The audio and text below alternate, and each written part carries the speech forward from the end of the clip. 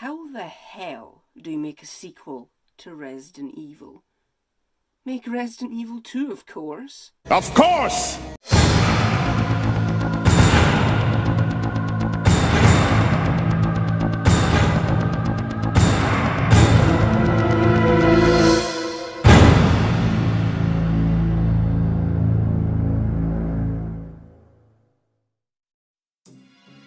Resident Evil 2 had an exceptionally tough time coming about. Its development started a mere month after the first game. However, this version of the game was scrapped around the 60 to 70% mark. This version of the game was dubbed Resident Evil 1.5, as it was dubbed by the godfather of the series, Shinji Mikami. I'm glad they scrapped this version. The reasoning behind the restart of development was due to the fact they believed that it wasn't a big enough leap in quality from the first Resident Evil. 1.5 is a very different, yet very similar game to the Resident Evil 2 that you know and love. It's still set in the Raccoon City Police Department, but rather than it looking like a repurposed museum, it's a modern police station. This alteration makes the early build of the game look vastly different from the final product. The colours are much colder than the warmer 1998 version of the game. The quality of the pre-rendered backgrounds is also inferior to the 1998 build of the game. It's much more in line with the first game. Leon is still in this version of the game, but Claire isn't. She's been replaced by Elsa Walker, a motorcycle racer. Claire gets a downloadable costume in the remake inspired by the character. That's probably where you've heard of her from. Most characters are still in this version, albeit with different names. We still fight different forms of William Birkin 2.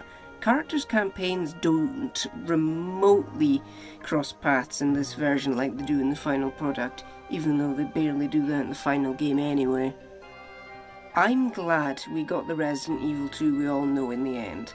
This version just isn't as big a leap in both quality and gameplay as the final product.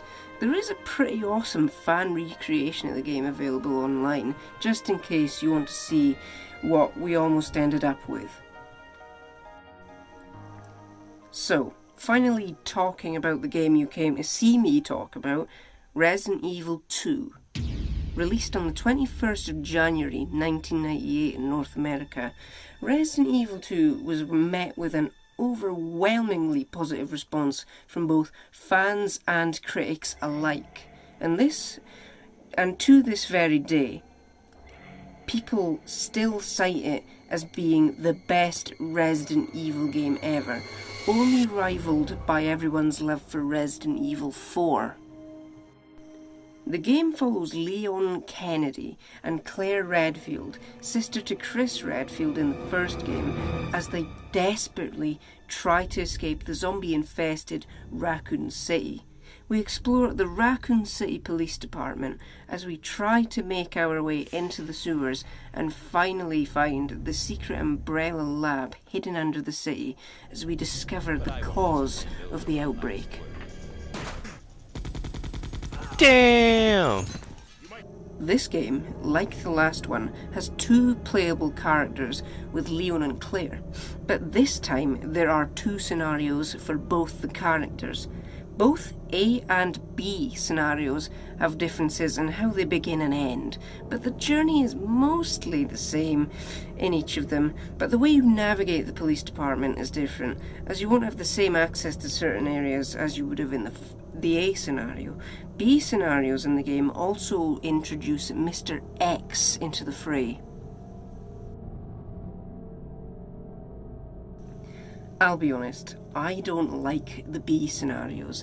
I think the pacing of the game feels off, and the fact that the true ending can only be found after what I feel to be a weaker experience just isn't all that appealing to me. I also don't like the fact that the A scenarios you start with aren't canon, as this means Leon's dramatic entrance into the RPD isn't canon. There's no such thing as the warped first day for him, really. It just doesn't land the same. It just didn't happen, and that sucks. It's a shame the true final form of G can only be fought in the B scenarios. However, due to the final true boss being kept to the end of the B scenarios, it means the A scenarios have really weak endings. They are the definition of a wet towel. It's incredibly underwhelming. Out of both the playable campaigns, I actually prefer Claire's. I think it's how it allows for the story to make the character of Annette Birkin have more personality and depth, and also it makes the escape have way more impact as you save the life of her daughter, Sherry Birkin. In Claire's campaign, we're able to play as Sherry for an exceptionally brief time, allowing us to solve one of the most bland and short puzzles in the whole series. In Leon's campaign, we're able to play as the character of Ada Wong, a secret agent sent to collect a sample of the mysterious G virus, though we don't learn this until the very end of Leon's campaign. Ada also shares the same amount of playtime as Sherry, as they both explore the same small section and solve the same boring puzzle. I'm also not keen on how little the two characters' paths cross. On occasion, you can make a decision that will alter the other character's campaign, like picking up a certain item, but it's just not enough. Claire and Leon barely interact. They meet in the first cutscene, then briefly in the RPD, and that's it until the final minutes of the whole campaign. They aren't trying to make the two campaigns tell a different part of the story. The two campaigns both override the other character's story, as Marvin has the same interaction with both of them, and Annette will die with both of them separately. It's weird. But I may sound like I'm being really harsh, but I have a tendency to do that when a game is just that darn good. Resident Evil, the 1998 original, is one of my favourite Resident Evil games, if not the favourite in the series. It's just a really pleasant and spooky experience. It's also much better visually than the first game. The pre-rendered backgrounds used in this game are a huge step up in quality from both Resident Evil and Resident Evil 1.5. They've aged way better than the original.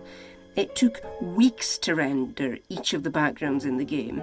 It was definitely worth the wait. The fact these still look good today is a testament to the effort these guys put into the game. The FMV is also really good.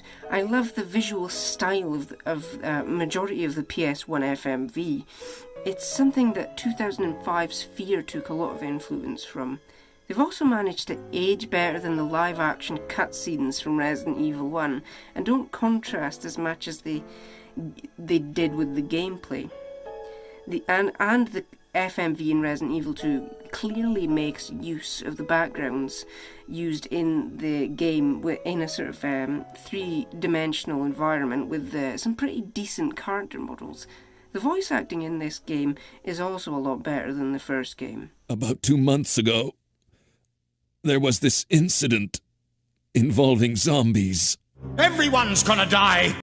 Well, slightly better.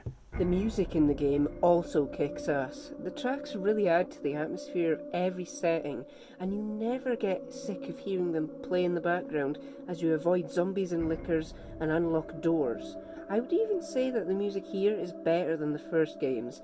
Not that it was competing with much after the release of the DualShock edition of the director's cut.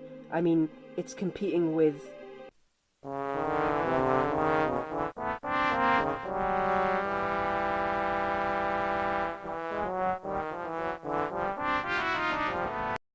and...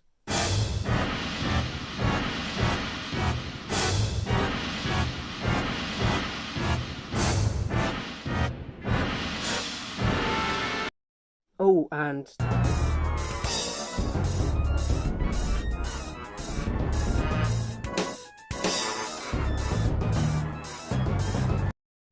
majestic. It's up there with Crazy Bus. Nothing beats Crazy Bus.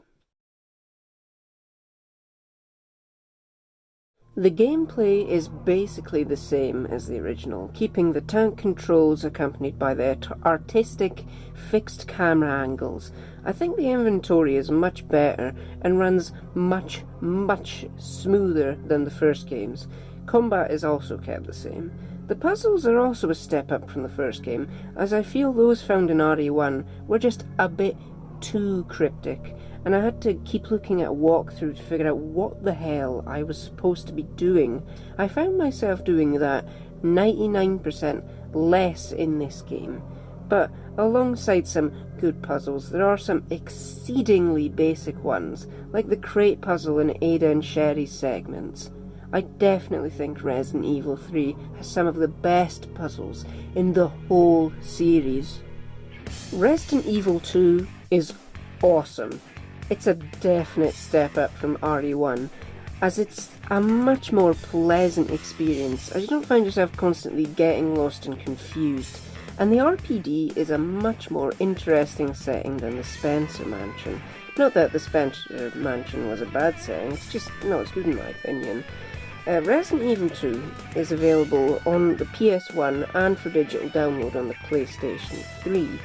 There was also a really impressive N64 port that manages to keep the FMV intact.